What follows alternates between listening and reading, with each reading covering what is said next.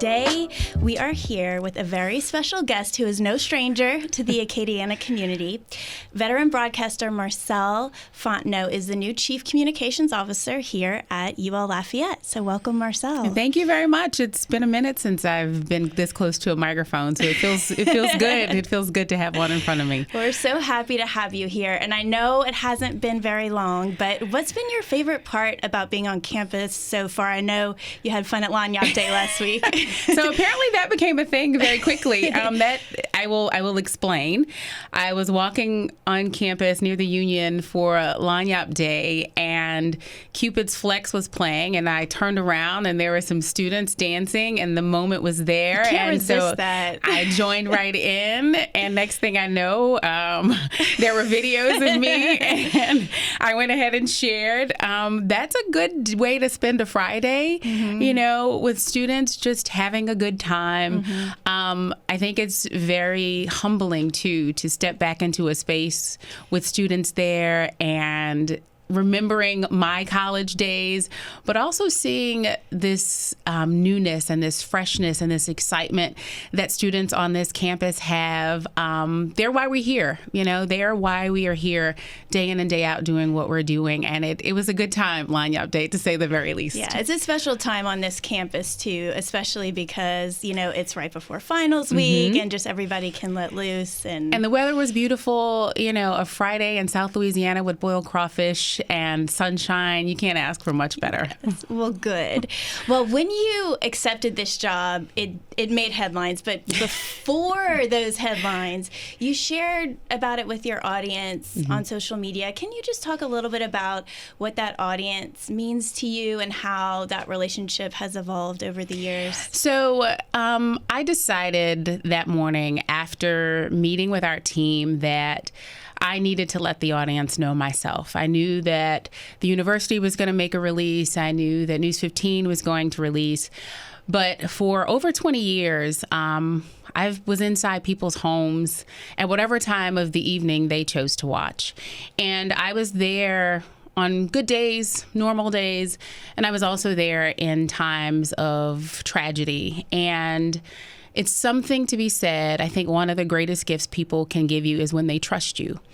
And this community has trusted me for 22 years. I've grown with them. They've grown with me. So I thought the least I could do was talk directly to the people who have supported me for so long and have listened to my voice and watched me on TV and seen me out day in and day out and just talking about life and being a part of this community. So I decided very instinctively in the moment to prop my phone up as I got in my car. I wanted to meet with our team first before I made it public. And I said, you know what, let me just have this conversation with this community and let them know what I'm doing. And it got way more attention than I expected in a very good way, in a very, very good way. My 2026 vision board didn't exactly have this move on it. And I just felt like I needed to take a moment to say, this is what I'm doing. This is a transition that's happening. I felt like I needed to say thank you.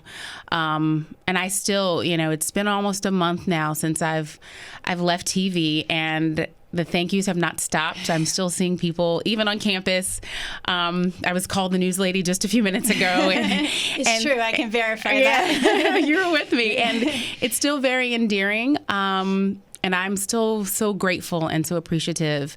And, I probably will be the news lady forever. And I'm okay with that. And I know people appreciate that authenticity, especially now, just to have a face that they recognize. And you're still, as we said, kind of telling the news just in a different way. It's in a different way. So. One of my life's philosophies is that it's your story to tell. And I think that people day in and day out just want a few things. They want to be seen, heard, respected, and loved. And regardless of what the subject matter is. And so that announcement for me was one of those moments where I listened to myself and said, let me do this on my terms, because I wanted to just have an authentic moment with those who had been with me for so long. Mm-hmm. And in that announcement, you called this move a jump, and you said it's something you didn't always do when you were younger. Why did you feel like now was the time? What gave you that courage? So I'll tell you, I typically was a by the book kind of girl. Like, you do things in this order and you do things this way, and that's what life was about. And I don't know why now, but what it really came down to, when the opportunity presented itself, initially I was like, no way. And then one conversation turned into two, and these thoughts were in my head. And what I did not want was to one day wake up with regret and say, I should have, and then the opportunity not be there anymore. I'm at a stage in my life where it's like, if I'm going to do it, let's do it now. I think with aging comes just a different boldness, and this is out of my realm and on many fronts, but I believed in myself enough to say, girl, just do it. What's the worst that can happen? If it doesn't work out, it doesn't work out. But that's not how I'm walking into it. I'm walking in knowing that I have a lot to learn. But in just this short window of time, like, being with this team it's been so comfortable, and already so many little wins. And yes, there's a learning curve there, but I'll get through it. Mm-hmm, mm-hmm. Well, we're so glad that you did. What's been, just talking about the learning curve, what's been the biggest adjustment so far? The biggest adjustment is actually not so much the learning curve, it's the schedule. I am accustomed to working, my technical work day would start at 2 or 3 o'clock in the afternoon. And now having to be present between 7:30 and 8 o'clock is different. Yeah. I've always been up that time of day, getting my sons to school and doing life things. Grocery shopping. I'm not accustomed to going to a grocery store on a Saturday. Now you have to go with everybody else. It's normally, I went into Costco a couple weeks ago, and a gentleman who I'm familiar with who works there, he's like, what are you doing here on a weekend? And I was like, sir, this new schedule, this is now when I can come. So that's been the biggest adjustment, just the change in time of functioning for me. There have been some nights, I would go on dinner break and then have to be back at the station for the 9 o'clock, and now I don't have to go anywhere in the evening. Like, I'm still made up at 7:30, 8 o'clock, because that's what I'm used to, keeping makeup on until after the 10 o'clock news. Other adjustments, they're just some things that I'm learning as we go. This university is a very big place with lots of moving parts, and there's a lot to learn, but I am grateful, I will say, for everyone who has stepped in and said, look, I've been here 2 years, 5 years, 10 years, 20 years. If there's anything I can help you with or help you understand, please feel free to ask. And so there have been moments in meetings where I lean in and I'm like, what? And there's been an explanation to follow, just to fill me in on some of the history, some of the past things that have happened. And that has been a true blessing, because walking in unknowing about a lot of things, it is definitely necessary. There's a great welcoming It really here. is so warm. It's what we know, where we live. And this has just been another example of people here in South Louisiana being who we are, and the warmth is truly felt. So you've served this community for decades as an award-winning journalist, and I know you do volunteer work too. How do you see this job as a continuation of serving the community? I know that's something that is so important to you. At UL is a heartbeat in this community in its own right, and not just Lafayette, but across Acadiana, South Louisiana, and even this region. This institution is in a very pivotal place. This is where young minds are continuing to be formed, and these are the people who are stepping out in the world to do work. And we are a big part of what community means in this area. And I think we have a very key position in being active and being involved in what happens in our community, in the shaping of it and the caring for it as well. From all fronts, from students to faculty, staff, administration, all of us play a role. We as individuals, but also we as a collective of the University of Louisiana at Lafayette. I think we have to be here and to be a part of this community. It's important for us to understand what's happening in it. We don't live in this little capsule where we get to just do our thing. The outreach and the impact we have is important to those areas I mentioned, this city, this parish, this region. And I think that we have opportunity. There is great opportunity here to form some partnerships, continue some ones that already exist, find new ones. And this is, from a student perspective, this is kind of a grounding space where students are learning a lot about themselves and the places they live and finding out what it is that's important to them, things they are passionate about, things that they care about. And this is a good space to get your feet wet in doing those things. So as they continue to soar, because we know they all will, that they can continue to carry that with them as well. Wonderful. And I know so many people, myself included, were just really excited. You mentioned, you got so much good feedback, and we're just excited that you're bringing your gifts as a storyteller and as a reporter here to the university. How do you feel like that shapes sort of what you bring to the job, and what stories are you excited to tell first? Well, I will tell you that oftentimes people think storytelling is much harder than it is. We all carry stories with us. We all are a part of stories. There are stories surrounding us, and they really create themselves. They don't often need to be created. They just need to be told. And sometimes people get a little nervous and thinking, a story. And it's really more so about what you're living and what you're doing and what you're experiencing that are the heartbeats of the story. And I think there's so many stories to tell here. Unlimited amount of stories. Just conversations with a student going to class is a story.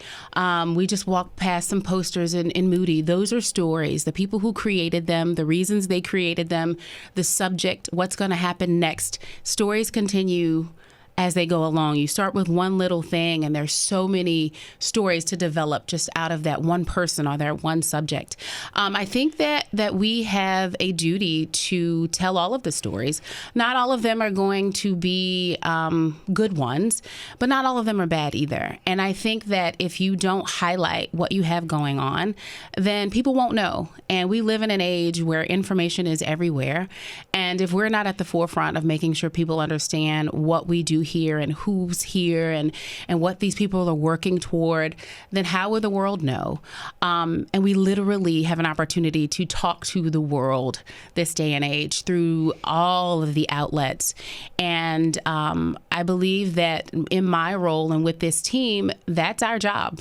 That is what we are here to do, to shine a light on all of the things that are happening across this university. And do you see that sort of, people sort of expect certain things from a university, but the times are changing, the way people communicate is changing. Do you see that as kind of part of something that will change? It's evolution. All things evolved. There's once was a time that, from the news perspective, you waited and you scheduled an appointment to watch the news at 5, 6, or 10 o'clock. Well, that is no more. Information comes to you all times a day across all platforms. Same thing for what we do.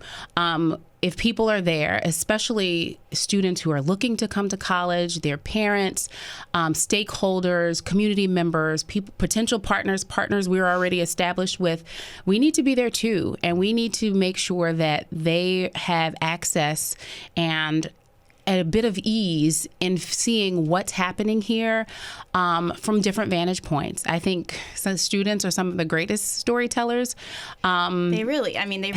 It gets better every They semester. really are. Yes. Like, there's something to be said for this, and this is not a crack at anybody who's older than a college student, but there's something to be said for the vibrancy that they carry. And there's this innocence too.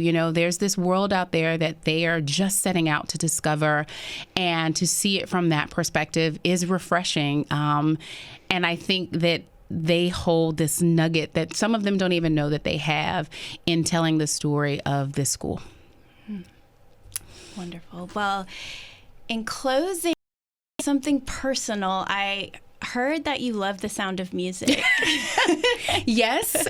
I do too. Okay, good. It's very special to me. So I just thought in closing, if you could share maybe your favorite song from that movie and maybe tell us why. How do I choose one? I'll tell you a little story that my longtime friend and former co-anchor Jim Hummel, we both adore The Sound of Music, and there would be moments at the end of some of our newscasts that we would break out in song and commercial break, So Long Farewell, and we each had our little part. I wish I could be a fly on the wall for that. that. It is very entertaining, I must say.